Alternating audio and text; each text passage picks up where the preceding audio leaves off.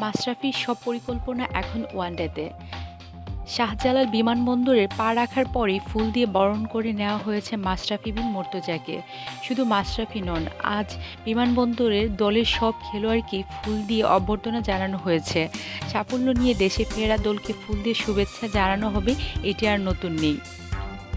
কিন্তু মাশরাফির হাতে ফুল দেখে প্রশ্ন উঠল, এ কি মাশরাফির আন্তর্জাতিক টি-টোয়েন্টি বিদায় সংবর্ধনা?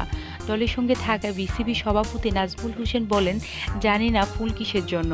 শ্রীলঙ্কার মতো শক্তিশালী দলের বিপক্ষে আমরা হেরে আসিনি, হয়তো সে কারণে ফুল দেওয়া। আর আমাদের দুই অধিনায়কও এখানে আছে। বিমানবন্দরে নেমে বাংলাদেশ ওয়ানডে ও টি-টোয়েন্টি অধিনায়ক মাশরাফি আর টেস্ট অধিনায়ক মুশফিকুর রহিম দুজনেই পাশাপাশি বসে কথা বললেন সংবাদ মাধ্যমের সামনে। ২০০৬ সালের নভেম্বর আন্তর্জাতিক টি-টোয়েন্টি অভিষেকের পর ১১ বছর কেটেছে।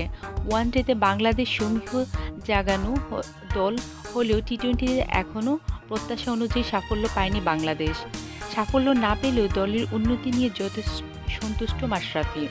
টানা ৮টি টি-টোয়েন্টি হেরেছি, তবে ২ বছর আগের চেয়ে আমরা এখন অনেক উন্নতি করেছি। হয়তো ছোট ছোট ভুলে হেরেছি। শেষ ৯টা ম্যাচের অন্তত ৪-৫টা জেতা উচিত ছিল আমাদের। সামনের টি-টোয়েন্টিতে আমরা আরও ভালো করব আশা করি। তবে শ্রীলঙ্কার বিপক্ষে ওয়ানডে সিরিজ নিয়ে খানিকটা অতৃপ্তি আছে মাশরাফির। সামনে বড় টুর্নামেন্ট আসছে। মাশরাফির সব পরিকল্পনাও এখন ওয়ানডে ঘিরে। ওয়ানডে সিরিজটা ২-০ ব্যবধানে শ্রীলঙ্কার বিপক্ষে জিততে পারলে ভালো লাগতো। যে ভুলগুলো হয়েছে আয়ারল্যান্ড ও চ্যাম্পিয়ন্স ট্রফিতে শুধরে নেওয়ার চেষ্টা করব।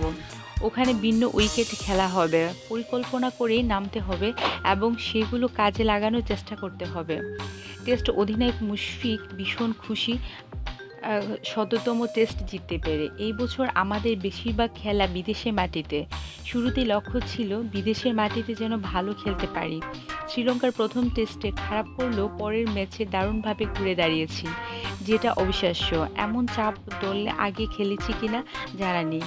সিনিয়র জুনিয়র খেলোয়াড়রা যা করছে তা বিরাট অর্জন। এটা দরকার ছিল। সবাইকে দেখিয়ে দেওয়া হলো বাংলাদেশ বাইরে টেস্টেও ভালো খেলে।